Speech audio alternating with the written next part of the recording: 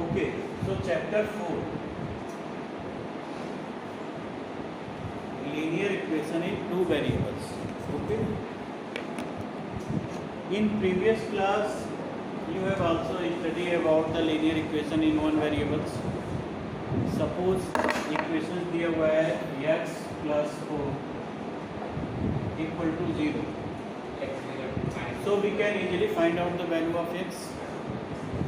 Okay, we take the x one side and numbers another side. So we can easily find out the value of x with the linear equation in one variable. In general, the linear equation in one variable write down in this form: ax plus b equal to 0 when a never will be 0. a कभी भी 0 नहीं होना चाहिए, a की value कभी भी 0 नहीं होना चाहिए. क्यों? क्योंकि अगर ये 0 हो जाएगा तो ये वन वेरिएबल्स इक्वेशन रहेगा ही नहीं.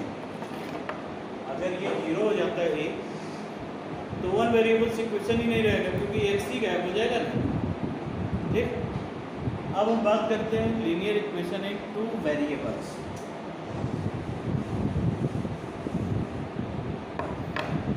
An equation of the form of ax plus by and plus c equal to 0 where a and b is not equal to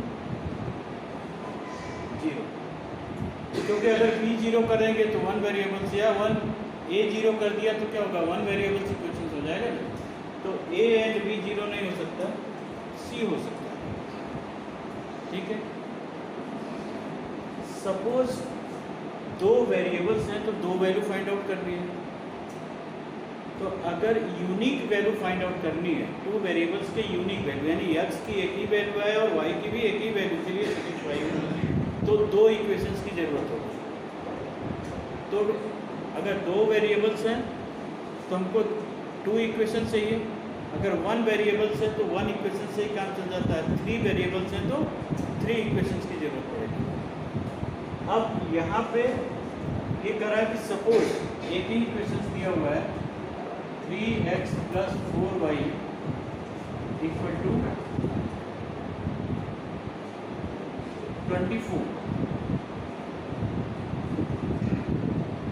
ठीक है, और कह रहा है find the value of x and y in this case. या कह सकते हैं how many value of x and y in this case. Only one equations of two variables are given. Only one equations of two variables are given. And then find the value of x and y in this case. तो कहोगे here how many solutions? तो कहोगे infinite many solutions. यहाँ पे क्या होगा, infinite many solution होगा. How, कैसे? तो सपोज हमने यहाँ पे value of x in terms of y, x की वैल्यू y के टर्म्स में आप फाइंड करो या y की वैल्यू x के टर्म में है. तो अगर हमने यहाँ पे ले लिया सपोज y की वैल्यू, तो यहाँ से हो जाएगा 4y equal to 24 minus 3x and then y equal to 24 minus 3x by 4. Okay, suppose this is 1 and equation 2. Okay, अब देखो हमको x and y की वैल्यू निकालनी है. तो जानते हो ऐसे केस में क्या करते हैं, put the value of x yourself. x की वैल्यू हम लोग अपने आप से रखें या आप लोग अपने से रखें. तो क्या रखा जाता है, put x equal to 0 plus minus 1 plus minus 2 plus minus 3 and इस तरह से ढेर सारे रख सकते हैं. अच्छा, जितनी x की वैल्यू रखेंगे उतना ही y की तो भी मिलेगा. x की वैल्यू हम लोग जितना पुट करेंगे तो करस्पॉन्डिंग y की वैल्यू हमको मिलेगा. तो चलो हम लोग लिखते हैं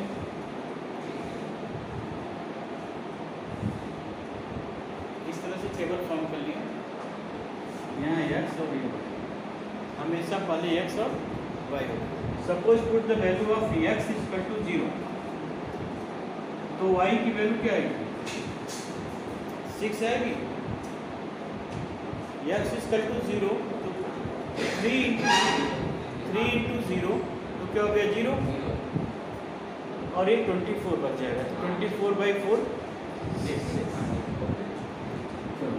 अब x की वैल्यू 1 पुट कर लेते हैं, +1, तुम कुछ भी पुट कर सकते हो, ये नहीं कि सर ने क्या किया 1 पुट किया और मैं भी 1 पुट करूँगा, या सर ने उसके बाद ना यार -1 पुट किया तो मैं भी -1 पुट करूँगा, नहीं, यू टेक एनी वैल्यू, आप डायरेक्ट 2 लिख सकते हो। यहाँ मैंने 0 से स्टार्ट किया, आप डायरेक्ट 2 से स्टार्ट कर सकते हो। तो यहाँ पे रखिए 3, 24 में से 3 गया तो क्या होगा 21, तो होगा 21/4, ये सेकेंड सोल्यूशन हो गया। -1 भी रख लेते हैं, तो क्या होगा 27 हो जाएगा, -1 रखोगे ना, तो बताओ 3 1 जा 3 और माइनस प्लस, यहाँ पे आप देखो मैं कैसे कर रहा हूँ, 24 - 3 × -1, 3 इंटू -1, प्लस ही तो होगा, है ना, और नीचे तो 4 है, तो क्या होगा 27/4, तो हो गया -1 रखने को क्या हो गया 27/4। इसी तरह से नेक्स्ट सोल्यूशन निकालोगे, तो ये क्या हुआ 1 2 3 सोल्यूशन, मान लो कर दिया 4 सोल्यूशन निकालो, तो 2 भी रख देते। क्वेश्चन ऐसा मिलेगा कि कहेगा 4 सोल्यूशन फाइंड आउट करो, है कोई इक्वेशन दे देगा, कहेगा find the 4 solution, 5 solution, 6 solution of this linear equations. Okay, तो अब हम बात करते हैं एक्सरसाइज 1 का इंट्रोडक्शन। एक्सरसाइज 4.1 है, यही है नहीं, एक्सरसाइज 4.1 का हम लोगों ने इंट्रोडक्शन देखा, क्या था, ठीक है, इनको पार्ट था वो। अब इसमें क्वेश्चंस क्या क्या होंगे ना, अब हमने कहा कि लीनियर इक्वेशन एंड 2 वेरिएबल्स क्या होंगे, an equation of the form of ax + by + c = 0 if only one equations of 2 variables are given, so there are infinite many solution of that equation. Suppose एक equation दिया है 3x + 2y = 5, तो इसके solutions कितने होंगे, infinite solutions हैं। ये second चीज हमने देखा। थर्ड केस में हमने कहा कि इसके सॉल्यूशंस फाइंड आउट करो, तो हमने टेबल फॉर्म करके बताया आपको कि इस तरह से सॉल्यूशन फॉर्म कर सकते हैं। यहाँ पे x y रख करके वैल्यू ऑफ y और value of x in terms of, अच्छा मान लो हमने यहाँ पे ऐसे कर दिया,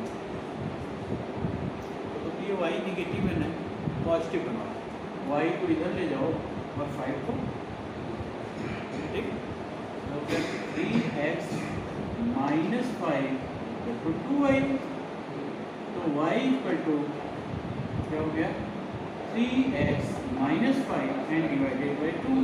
Now put the value of x is equal to 0 + -1 + -2 and so on, and find the value of y according to the x. x की वैल्यू हम पुट करते जाएंगे, उसी के करस्पॉन्डिंग हमको y की वैल्यू मिलती है। अब आप एक्सरसाइज ओपन करो।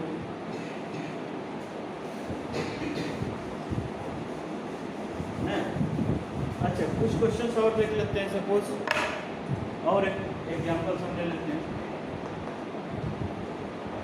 क्या है, right the following equations in the form of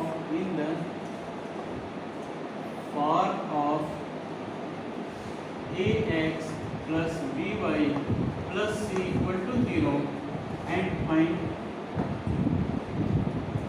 A, B and C. A, B and C find करो।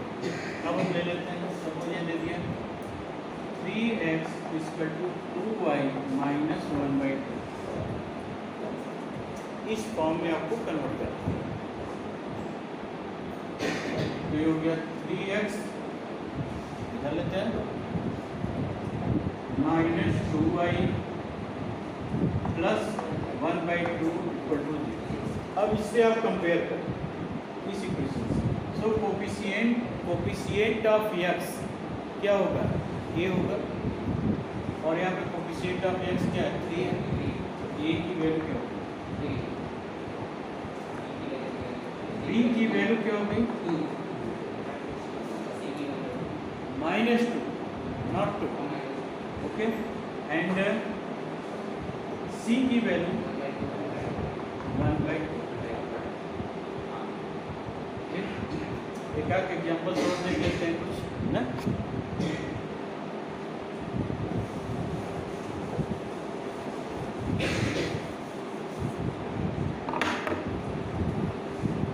एग्जाम्पल ना, तो ये फर्स्ट क्वेश्चन था कि इसको इस टर्म में आप राइट डाउन करिएगा। उसके बाद एक और एग्जाम्पल है कि सपोज ग्राफ दिया हुआ है ना क्वेश्चन में, थोड़ा सा जरा देखो।